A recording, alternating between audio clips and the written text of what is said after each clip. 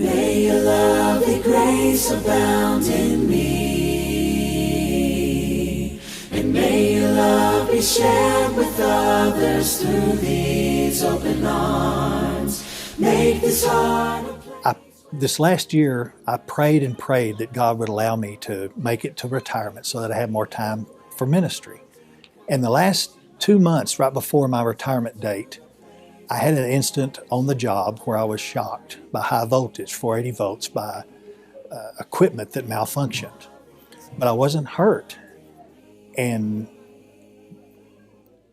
after working 41 years for the electric company, God answered my prayers, I feel, and I was able to retire.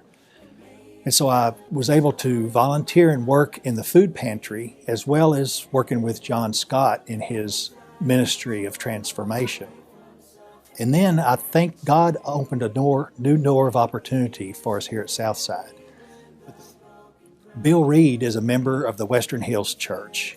And he said that because of his failing health, he needed somebody to volunteer to teach his classes that he'd been teaching for 23 years at the Abode Transitional Housing Complex. Dan Leaf and I teach classes 4 times a week there at the Abode Ministry to men, about 20 men in each session.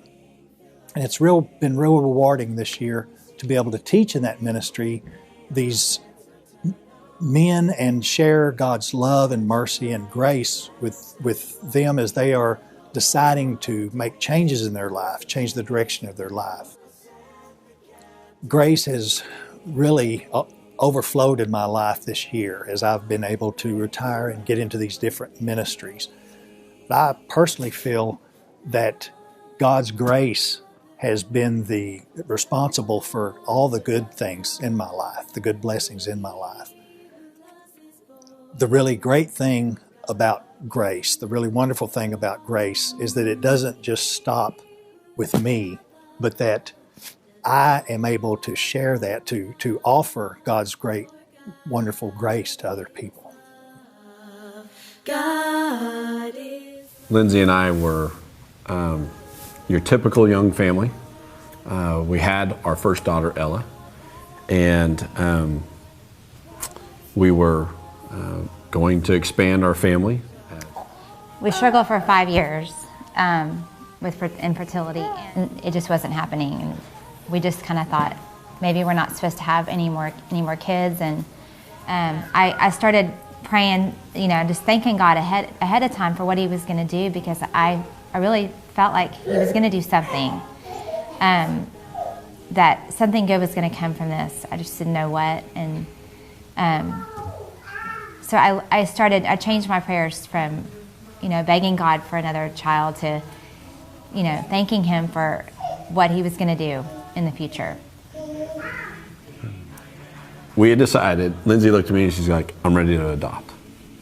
And I looked at her and I was like, really? We're there. She's like, I'm there. I'm done.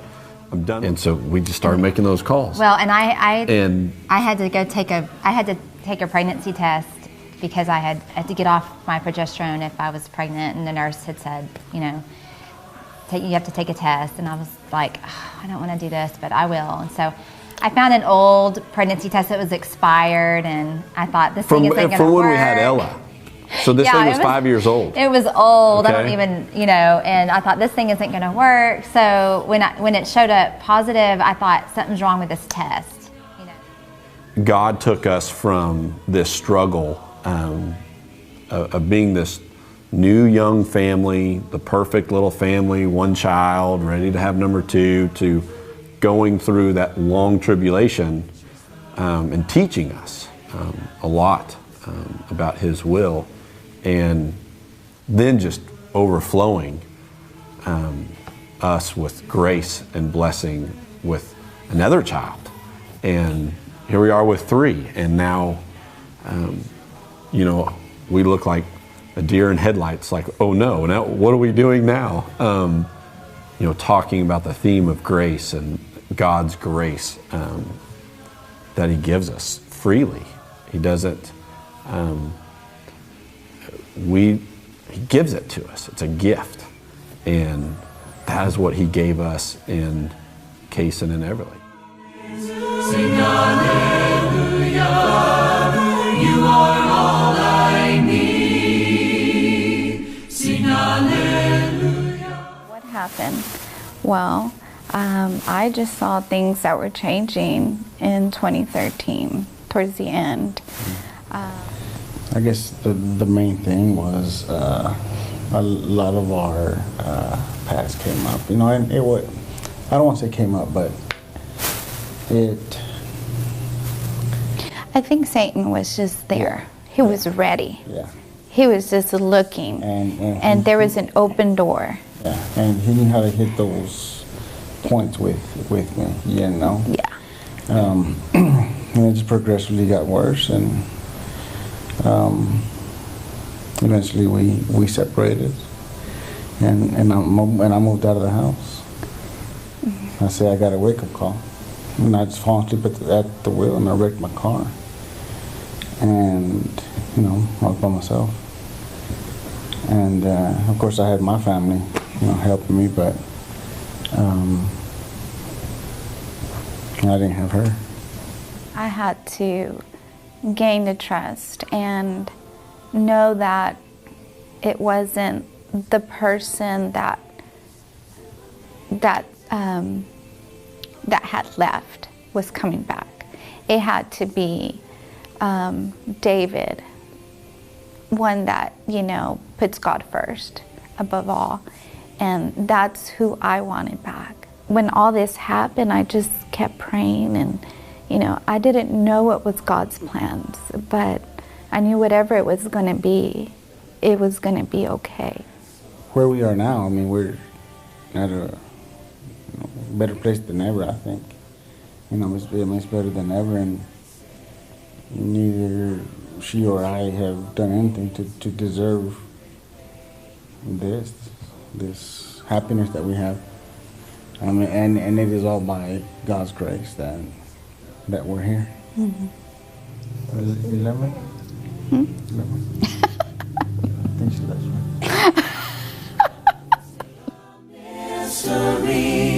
Each day I fall on my knees. God called us to foster a little over a year ago, and so we got licensed and opened our home up, and we're blessed with a son that we adopted out of foster care. That's Dax, and we were also blessed with a baby girl that we brought home from the hospital. And you know, we had her till she was approximately 11 months old, and the system, you know, decided that she, after quite a few court dates and some time in court, even with us, the courts decided that she would be placed with a relative. And that day that they came to pick her up, to take her to that relative, was probably the hardest day of our life. I prayed really hard. And he told me that I could keep going and that more kids needed a place and that they needed a home, and that what we did for Angel was not forgotten by him. And I pray for her every day that she'll know Jesus and that she can become a Christian, and that I'm honored to be able to pray for her, that I can give her that gift. If I'm not with her every day, I can pray for her. Kind of the motto that she and I have been living by is, we don't want to stop this because of Angel. We want to continue because of Angel. It is hard, but God just provided so many people, from our kids' school, from here, from family, friends, that just told us that we can keep going, and that God's grace does overflow. Be shared with others through these open arms. Make this heart a place where tender mercy overflows. life in Liberia was full of the grace of God every day. I mean, everybody knows the story of how I got Ebola and how God saved my life. And that is a dramatic expression or experience of God's grace. But there were so many other things along the way and around that story of my illness that to us were such evidence of God's faithfulness and grace in our lives. One of the stories that I like to tell as an illustration of the overflowing of God's grace was how He protected the children while Kent was sick. He was in Liberia for 9 days sick in bed, and we were given a secluded home to live in, and we were surrounded by family and friends.